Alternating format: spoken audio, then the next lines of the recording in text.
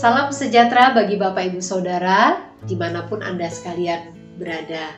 Kiranya kita semua senantiasa dalam penyertaan dan pemeliharaan Tuhan.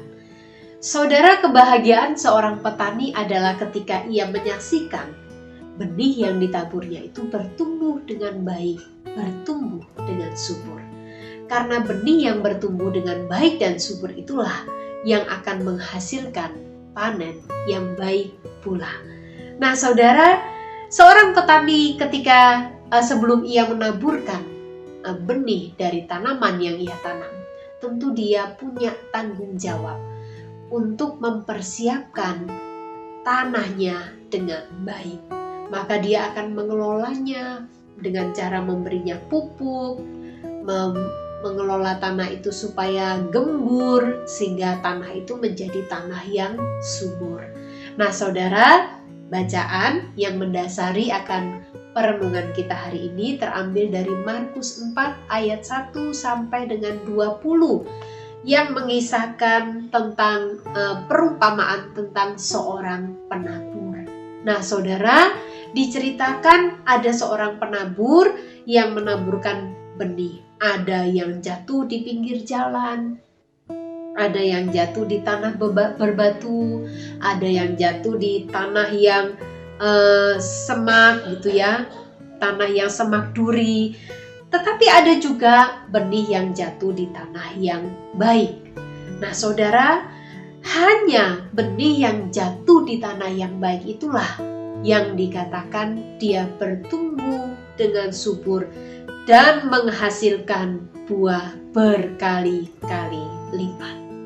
Saudara, tanah itu adalah hati kita. Tanah itu adalah hidup kita. Karena itu yang menjadi PR kita adalah bagaimana kita mempersiapkan hati kita, kita mempersiapkan hidup kita dengan baik. Supaya ketika firman Tuhan itu sampai ditaburkan, kita dengarkan, kita renungkan, maka firman itu bertumbuh juga dengan baik di dalam hati dan hidup kita. Saudara, ketika firman itu bertumbuh dengan baik, maka kita akan menemukan hidup kita akan menjadi hidup yang berubah semakin lebih baik seperti apa yang Tuhan mau. Karena itu saudara, mari kita coba untuk memeriksa hati kita, hidup kita. Jangan-jangan selama ini kita merasa kita sudah dengarkan khotbah, kita dengarkan sapaan gembala setiap hari, kita baca firman Tuhan, tapi kok hidup saya ya tetap seperti ini, gak ada perubahan yang lebih baik. Saudara, bukan firman Tuhan yang tidak berkuasa, tetapi jangan-jangan hati dan hidup kita masih penuh dengan bebatuan, masih penuh dengan semak berduri. Jangan-jangan benih itu hanya jatuh di pinggir jalan seperti kondisi hati kita. Saudara, maukah firman itu bertumbuh dengan baik? Mari kita siapkan hidup kita, mari kita siapkan hati kita.